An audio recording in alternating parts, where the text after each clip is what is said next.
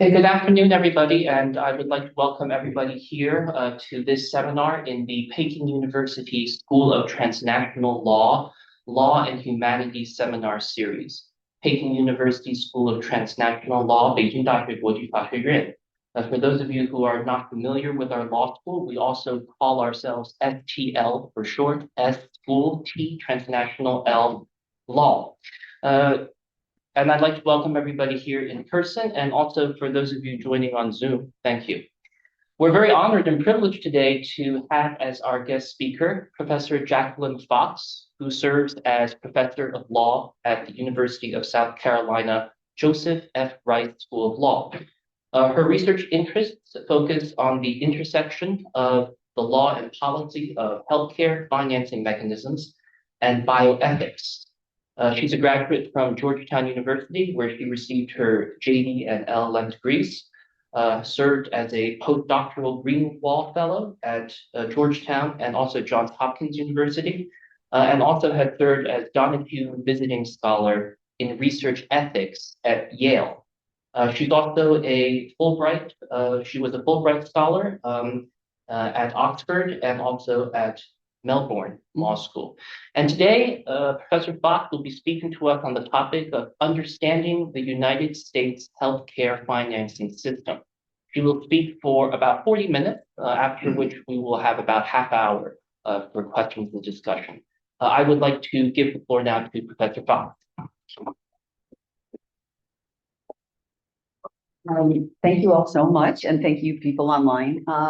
This has been so much fun. This is my first time visiting Asia, and I really wanted to thank my friend and colleague, Kevin, back there, for making this possible. So today's talk is going to be very technical and structural, because I think a lot of people hear about what happens in the United States, about our healthcare system, but don't really understand the fractured nature of our financing. So I'm going to walk you through how that works. And it's a pretty good reference just to have this here in case you have any questions about how it works. For those online, it's going to be very structured. I'm just going to tell you a lot of things about that. But then in the question session, if you have more interesting things to ask about, what would someone's experience be if this happened, or does this really happen? Things like that. Feel free to ask those kind of questions. I can assure you, my students they always start with, this might be a dumb question, and then ask me, but I tend to think there are no dumb questions. I mean, maybe someone could surprise me, but usually there are no dumb questions. So let me start on this. So the United States has a federalist system where some power sits with the states and some power sits with the federal government. And the federal government's power comes from our Constitution.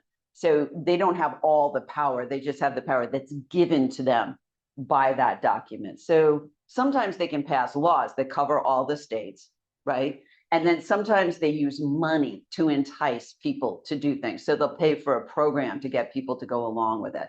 And our healthcare system reflects both of those kinds of laws that just govern all of the states and all the people in the country, and then laws that use money to get people to do things. And I'll signal which kind of law I'm talking about when I talk about different federal laws, okay? Just to make sure, again, this is very structural. So I want you to have sort of an organized sense of it.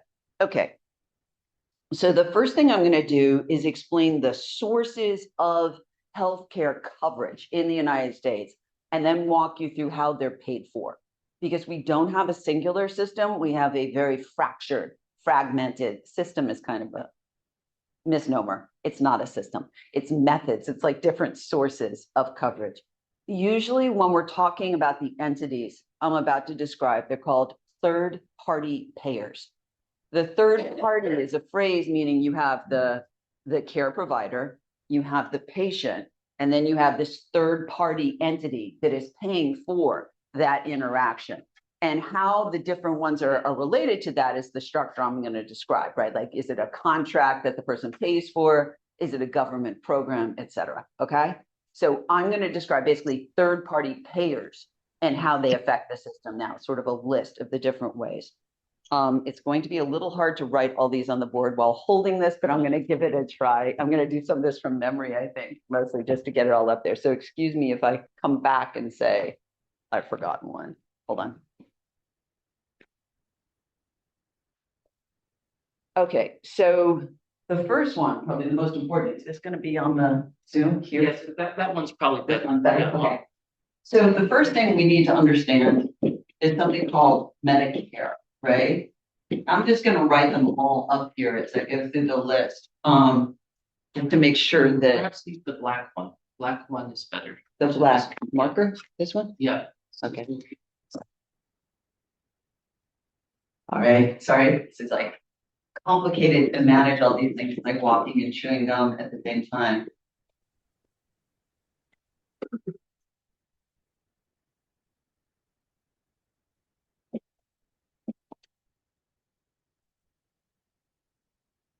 All right, so what I'm doing is these are all literally sources of how people get these third-party payers to cover things.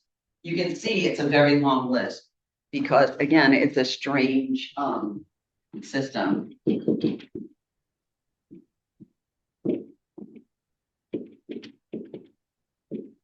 All right, here we go. So Medicare is the federal program that provides health care to people who are 65 years old and over, or people who are on disability. Both of those, the disability is a federal plan that you have to qualify for. And once you're on it, you're entitled to get Medicare. And if you're 65 and over, you're entitled to get Medicare. You have to work a certain number of quarters and pay into the system to be entitled to get it.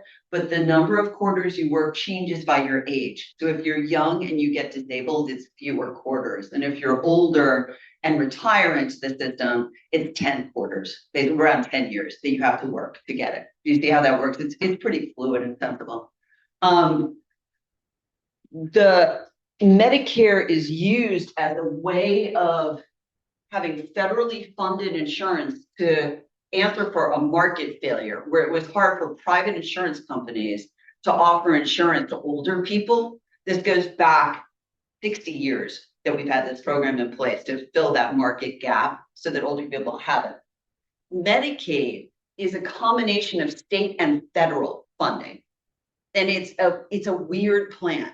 It covers people who have this name, which I'm not a big fan of. It's called the deserving poor. And it leaves a lot up to the states to decide which people are deserving and which people are not. To be blunt, it's very easy to get Medicaid if you're pregnant, because we understand it's very important for pregnant women and babies to have access to healthcare. It's very hard to get Medicaid if you are a young man. It tilts very much towards young mothers and children and extremely poor, disabled older people who are in nursing homes. Other people, it depends on the state, like what they decide if you're deserving. Our current administration is extremely focused on the idea that if you have the ability to work, you should be working for another person and making them money. And if you do that and you're still quite poor, you are still deserving. But it's a work requirement that they're trying to put on that.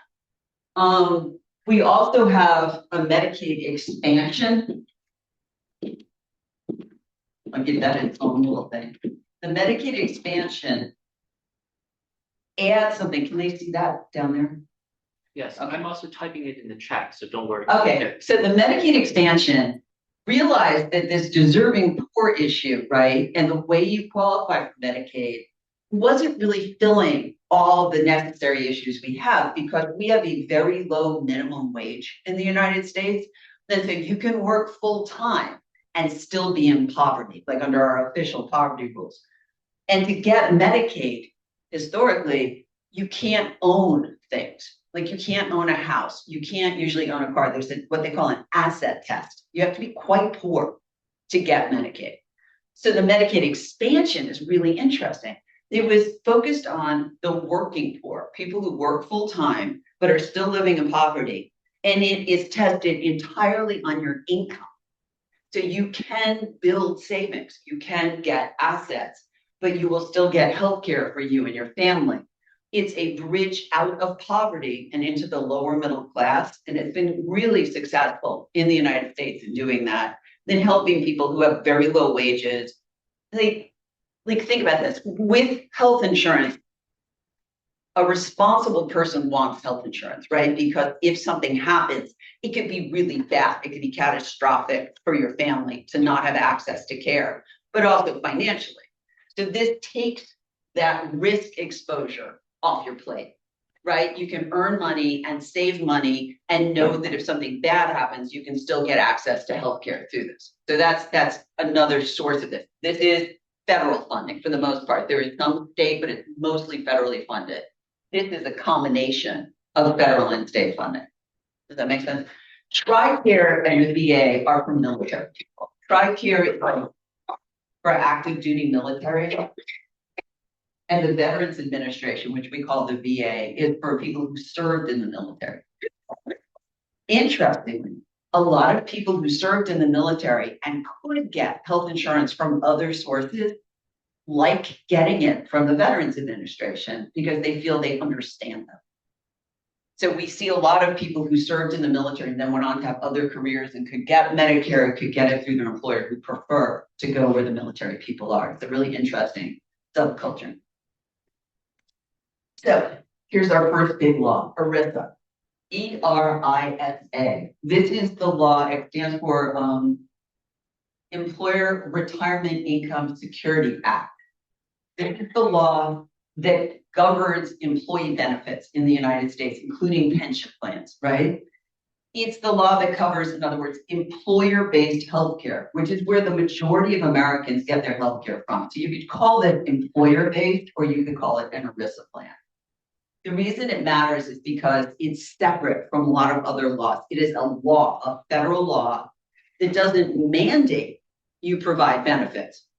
It mandates that if you provide benefits, you have to do it according to this law. Working in ERISA compliance is a great job for lawyers in the United States because you develop a craft in compliance and everyone uses this. The big law firms pay you a lot of money and you don't have to work late hours. So I really recommend this to my students as a really good job, ERISA compliance, but it's very complicated to comply with it. My students hate ERISA week. I love it. We have a good time, I feel like, at the end, but they get very stressed. The ACA exchanges are often called Obamacare, but as an attorney, I call them the ACA because I use real words. This is the Affordable Care Act exchanges in the United States. And this is a way of helping people who are individuals who are not getting their health insurance through their employer to get access. The way it's funded is your income. You put in your income into this website and it calculates how much is going to be paid by the federal government according to a formula. Now, what they're paying for you are called tax credits. And I want to explain a little bit about what a tax credit is. In the United States, we're responsible for paying income tax, federal and state, right? And the federal income tax is a big power that the federal government has. And they're allowed to use the tax power for things other than revenue. Like they're not held to like a narrow reason to tax. So they can tax or give you bonuses through tax to encourage behavior. Does everyone get that? That's totally okay. So there are two ways they can encourage you to do something through the tax code. One is with a tax deduction. A tax deduction is where you have income that won't be subject to tax, right? So we say, oh, you don't have to pay tax on that. And the amount it's worth depends on your tax rate, right? If you have an effective tax rate of 30% and you get a deduction of $10,000, you're saving 30% of $10,000, right? Tax credits are just money. So that's where they say, hey, if you do this, we're going to give you actual dollars. So if you get a $10,000 deduction, you're saving $3,000. If you get a $10,000 credit, you're saving $10,000. It's a big difference, right? There are two kinds of tax credits in the United States. One, you have to have tax liability. And then you get a credit that reduces that liability dollar for dollar. So if I have a tax bill I have to pay of $20,000 and I get a $10,000 tax credit, I only pay $10,000. But if I have a tax liability of $5,000 and I get that kind of tax credit, I just say $5,000, right? But the second kind is they just give you the money. You don't have to have tax liability. So the exchange money you get from the federal government to help pay for your health insurance premiums are a tax credit that do not require income. You just get the money, but it's paid directly by the federal government to your insurance company. Like you don't touch the money. It's all done with the extremely complex behind the scenes system coming from one federal agency to another federal agency to the insurance companies that are participating in this plan. One of the things I think people don't fully understand in the United States is how elegant the system actually is, like how complicated the structure of it is and how it functions in that way. Because the interface is very simple. And I think it's almost hurting people's perception of the plan to not understand like what goes into it, if that makes sense. Because it's a lot, right? To figure out the tax credit and which ones can participate, et cetera. So there's a lot of compliance work that has to go into this to have it set up. So the exchanges have this tax credit, and then after it's calculated, you have the amount that you have to pay, right, to participate in this. And the less money you have, well, there's a cliff. Because we have the Medicaid expansion, right, which covers people under the poverty level, you have to earn at least 138% of the federal poverty level to be entitled to any of the tax credits on the exchange. Before that, you're supposed to be in the Medicaid expansion, right? And then once you get to 138, you get a lot of money to offset the costs of your health insurance. There's a problem with this, which is that our Supreme Court said that the Medicaid expansion doesn't have to be in your state, that the state can choose if it wants to do the Medicaid expansion or not. So some states still have not participated in this, which means people in that state who earn below 138% of the federal poverty level don't get any assistance in purchasing insurance. My state does this. We have over 100,000 people who would be benefiting from the Medicaid expansion who do not have any assistance. And it's mostly federal dollars, but the states, for political purposes, have refused to participate in this. The number of states doing so has been dropping, right? Because people really want access to this plan, because as I said, it's a lovely bridge out of poverty for the working poor. It's really targeted at that group of people and helps them. You know, I think it's just to move from paycheck to paycheck and being very insecure and not being able to have any savings and not be able to own something is a very different life than having, you know, a small house. It's just a very different kind of safety that you have. And this has been that. So it's a fight in the states that haven't allowed it. If you don't want to participate in the exchange, you can still buy insurance privately. Most of the people in the United States who do this don't understand that they're giving up the credit. And I'm fascinated by this dynamic. There aren't very many people who do it. They tend to be very opposed to President Obama. And so they view it as Obamacare that they don't want to participate in, but they don't understand. And I think they're misled by the private sellers who sell them the plans about this. They're missing out on an enormous number of benefits, including the tax credits. Plus, some of the plans don't have to comply with the federal law that mandates robust benefits in all of these plans. It's a smaller group of people that I didn't even know existed, to be honest, until very recently. They're quite determined, I think, but I don't think they understand what they're giving up, that you don't get the credits unless you purchase it on this exchange. And the reason, again, is that very complicated back interface between the different federal agencies to calculate what you have and pay it towards these plans. Then there's self-insuring. And the reason I use this word carefully, what I mean by it is people who, for reasons of cost or for choices, decide not to purchase health insurance and not to participate in any of the plans where they could get health insurance. What they're doing is saying, if something happens to them, they will pay for it or forego care, right? So that would be self-insured. So this is roughly where our third-party payments come from in the United States and the different methods for getting them. It's a polygon. It's a mix of federal funding, state funding, private payments, employer funding. It's got very different regulatory sources. And so for a while, what was covered was very different from one plan to another, but we have harmonized that to a tremendous degree over the last 15 years. So at this point, most insurance plans cover most things. It's not a gotcha. You know what I mean? Like it's pretty consistent. Most regular care is going to be covered.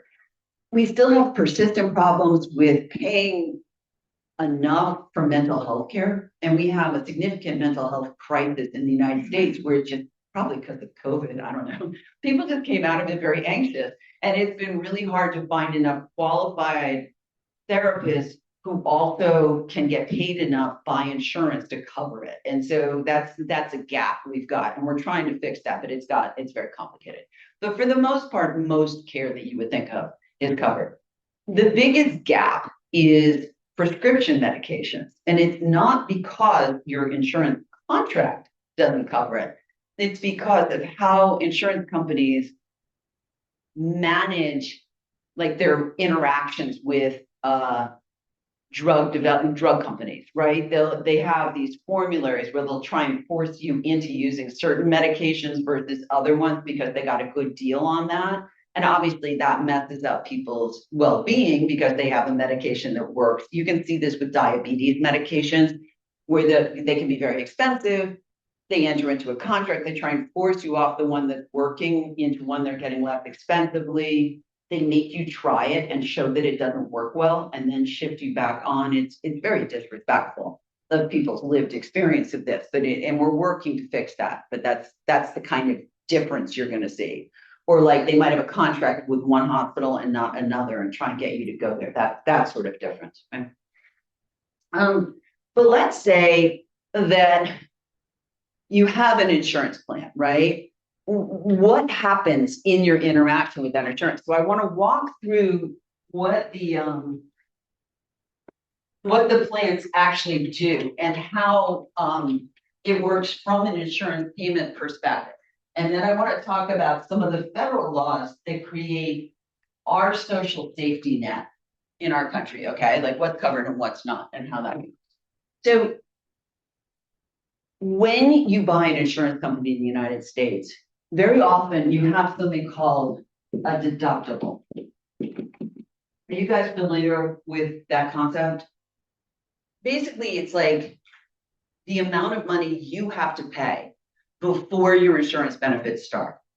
And it can be up to $10,000 a year, which is a lot of money. It's much more money than most people have as savings in the United States, right? Then you have co-payments, which range from a set amount you pay every time you go to the doctor and or a percentage of whatever the doctor bills. So first, you're responsible for everything up to the amount of your deductible, right? And then second, you're responsible for these co-payments after you've met your deductible, right? And then most policies have a maximum out of pocket that you have to pay in any given year. So if it all goes to heck and something dreadful happens, you've met your deductible and you've been paying these co-payments, but you have extremely high medical costs that year, you'll hit your max and then your insurance company pays 100% of everything at that point, right? So for most plans, including ones that come from your employer, you have a premium, then you have your deductible, then you have your co-payments, then you hit your max out of pocket. Now, the max out of pocket primarily applies to seeing physicians and hospitals that your payer has a contract with. So that would be called in-network, where you're limited in your choice of doctors or hospitals for what you can choose. And you usually have a higher payment you have to make if you're allowed to go. to people outside that network. So it's got a lot of limitations in it. The way I look at it from an insurance perspective and the way I teach it to my students is all of this, right? Like how much it costs here, that's how much you're self-insuring. Do you see what I mean? So the premium you're definitely going to pay, right? But the deductible and the co-payments, that's you taking on the risk of you getting sick. Do you see what I'm saying? So you're holding that risk up to the amount of the deductible and then partially holding the risk up to the max. And then it shifts to the insurance company once you hit that. And now they're holding the risk. And when I say hold the risk, what I mean is if something happened, they're the one who pays it, right? Whereas here, if something happens, you're the one who pays it, right? Now, most insurance companies in the United States and most global insurance companies of any kind, that's fire, huge corporate disasters, anything like that, do something called reinsurance. There's something called hedging that happens whenever anyone is working in a business where there's some risk exposure to like price or something bad happens, right? Where you purchase contracts that protect you. Like they sort of minimize the scope of risk you're exposed to, right? When you're an insurance company, you purchase reinsurance from a bigger insurance company for a certain type of risk you might be exposed to so that you can manage your accounting, right? Like you buy insurance yourself against really big exposure, right? Most insurance companies in the United States have reinsurance with a very low trigger point. So most insurance companies in the United States are holding very little risk themselves. They're simply not in the business of insurance. What they are in the business of is managing all of this interface, right? And managing the network and managing the contracts with the pharmaceutical companies and the middle market people, right? Does everyone get that? So it's weird. Most people in America think their insurance company is their insurance company, but it's not. It's just this like interface, right? Now, to make it even more fun, do you remember I talked about ERISA plans, the ones from employers that give you your employee benefits? So an ERISA plan under federal law is not subject to state law. Okay, it's written in there. It's called a preemption, a federal preemption of state law. This is where it gets a little complicated. So I'm going to make it as simple as I can. This is what I always say to my students, to have a little chart for them. But here we go. ERISA preempts all state law. But ERISA also says states are in the business of regulating insurance companies. That's where we regulate them and make sure they have enough money on hand, you know, and that they're doing proper insurance company things. It's a state thing. They have state insurance commissioners who are in charge of all of this. It's a state thing. So they say, okay, we're saying no state laws apply except state laws that regulate the business of insurance. Do you get what I'm saying? So if a state has their laws about the business of insurance, even if you're an ERISA plan, you still have to comply with those state laws. Now it gets a little weirder. Okay, hang in with me here. Except if you're a big company with employees all over the country, it would be a mess for you to comply with all of the different state laws, right? Like it would be really hard. So what you do is you self-insure. You decide, oh, you know what? I have enough employees that I can put money in a bucket to cover the healthcare costs for all those employees. I have 100,000 employees. I'm my own insurance company. I'm going to self-insure. ERISA says, well, you, the self-insured company, you're not subject to any state laws, right? Because that would make no sense. You're not an insurance company. You're just a company that's doing one insurance policy, right? Just for your employees. So we're going to say you're not it. Okay. And that's the complexity of ERISA. And for technical terms in the statute, if you ever refer to this, it's called the preemption, the savings clause, and the deemer clause. What it's saying is the preemption says state law doesn't apply. The savings clause says we are saving state laws that regulate the business of insurance. And the deemer clause says, we will not deem you to be an insurance company merely because you insure your employees. Remember this if you interview with an American law firm and tell them you like ERISA, is my advice, and that you thought it was cool when you learned about it, because they need people who want to do this work. Just as a little thing, it helps my students get jobs. But that's ERISA, right? And because of that, most employer plans are self-insured plans where they contract with an insurance company to be that interface, right? And then they contract with a reinsurance company to handle the real insurance, and they get out of all state law. Isn't that funny? It's very strange, and it's just that's how we do it. So they are not subject to any state law, and they are very reliant on reinsurance. They have almost no risk that they themselves carry. They've shifted it all over there. So then if you have this huge deductible, right, and you can't meet it, if you have medical debt that you can't pay for, what happens in the United States? So now I'm going to tell you, I have more time, right? Am I doing good? Till 1 p.m. Okay, great. So now I'm going to walk through, hopefully I'm not killing you all with all this. I said it was going to be structural. Okay, so now I'm going to walk through the laws that help if you can't pay for your healthcare. It's like our catastrophic safety net setup in the United States. The first thing you have to understand is something called EMTALA. I'm sorry that I'm giving you this alphabet of things.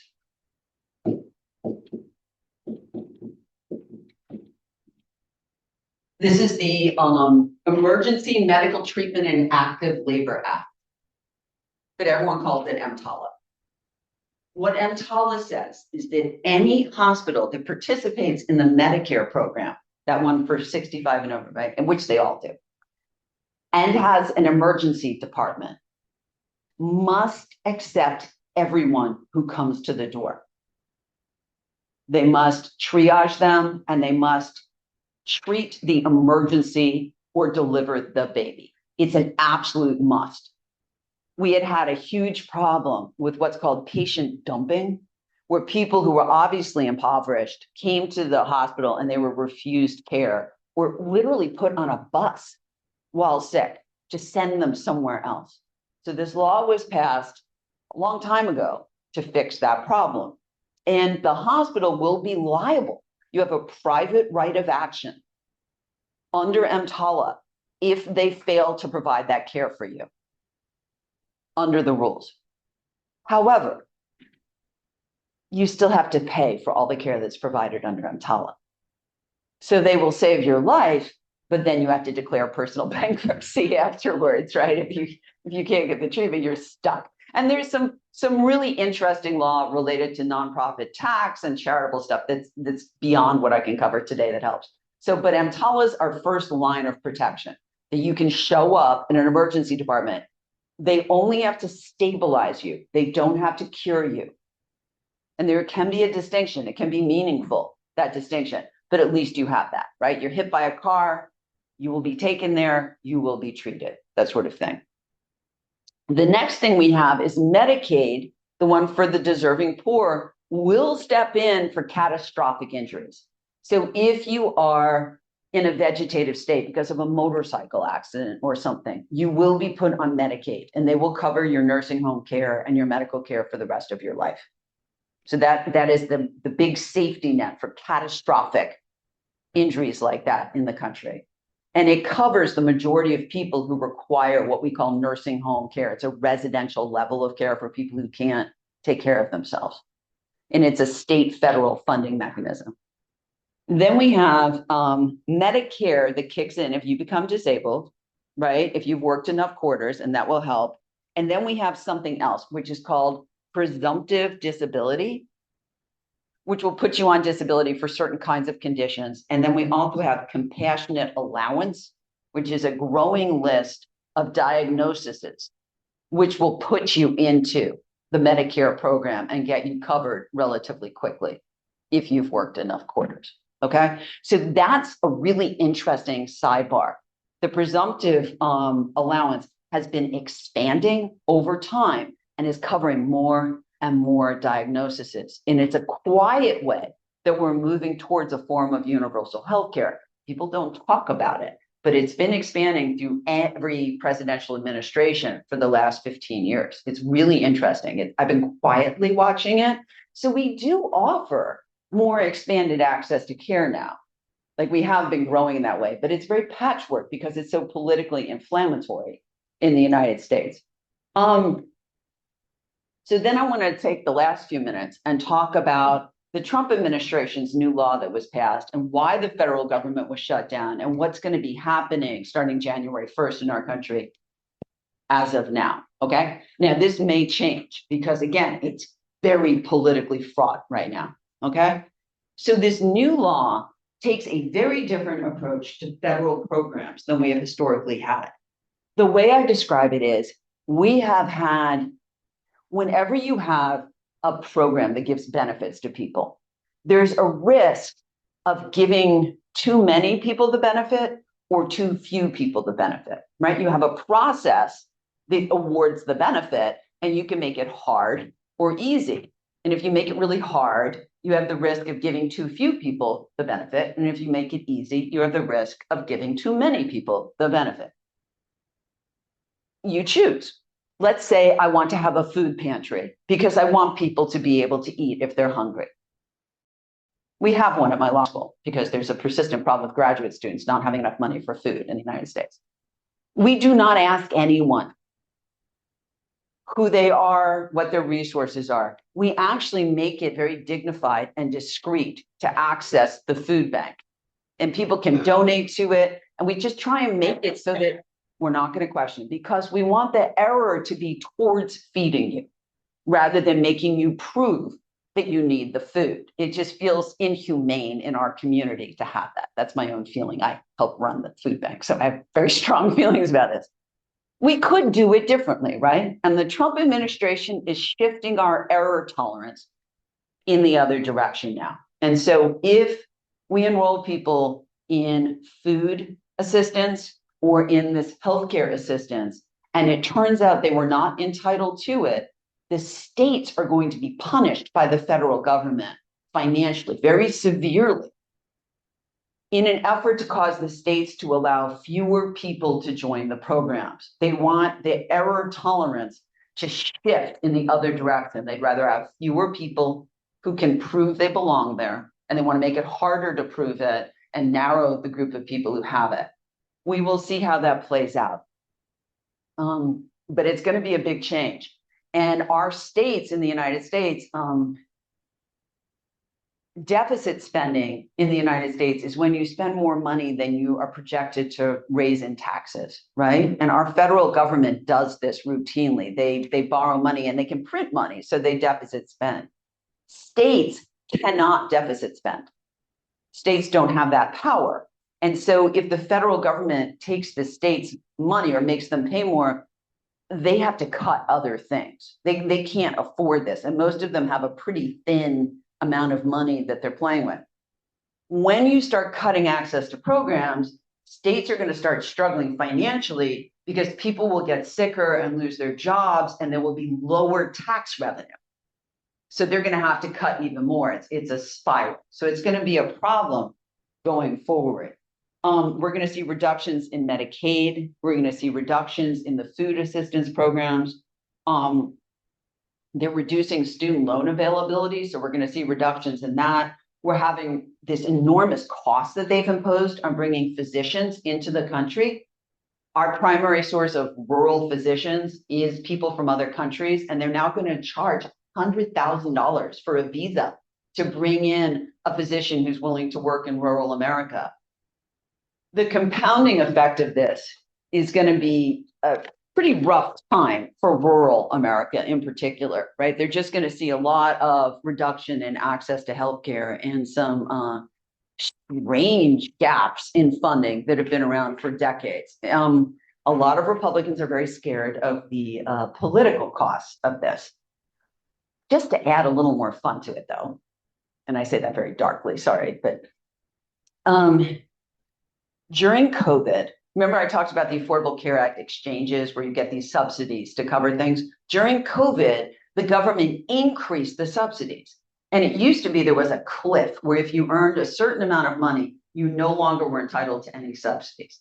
They took that away and made a percentage of your income. So if your health insurance costs more than this percentage, the federal government would give you a tax credit to offset that and help you, right? Plus, they increased the amount it paid for everybody. And so many people got insurance because of this. It greatly expanded this and greatly reduced the number of uninsured people. Now, a lot of people probably also got insurance because there was a giant global pandemic and they thought now is a good time to have health insurance. So it was a combination of things that drove this. They've stopped the subsidy increase as of January 1st. As a result of that, an enormous number of people won't buy insurance because they can't afford the cost. As a result of that, healthy people are the ones most likely not to buy the insurance. People who are in worse health will find a way, right, to keep paying for that insurance because their life depends on it, which means the people staying in the insurance market are sicker. So insurance premiums are going to explode as of January 1st because it's going to be a thicker population with fewer people in it. So not only are people getting less subsidies, the cost itself is tripling in some areas. And so the calculation is they're thinking that I'm trying to remember the number. It's so high, like how many people are gonna drop it. It's like 40%, they think, decrease in the number of people in the private insurance market. 13 million people will probably do it, like stop it. And the people who are going to be hardest hit are the people who are ages 50 to 64 because they can't get on Medicaid, right? Medicare, who live in rural areas, who work full time in the states that don't have the Medicaid expansion. And these are the people who reliably vote for the party that isn't doing the expansions. And it's going to be a really interesting dynamic because they're about to get clobbered. It's a very particular group of people who are overwhelmingly members of the party that is doing this to them. So you can see it's going to be something really interesting to watch. This is why the federal government shut down, by the way. The Democrats were refusing to vote for a budget that didn't continue these subsidies. The subsidies, the removal of them is going to really destabilize the financial basis for the United States healthcare system right now. It's going to be a big hit for us to absorb. So it's really going to be interesting to watch how this all plays out over the next year. It's going to have pretty big political ramifications in the United States and could change the parties that are in power. And it's really just a question of what's going to happen and how the messaging happens. I'm running out of time. I could say many, many more things because I love this topic. I do say, though, that if you're interested in insurance financing, comparative law related to healthcare funding is a fascinating thing to spend some time thinking about because it really expresses who we are, right? It talks about our sense of individual versus communal values.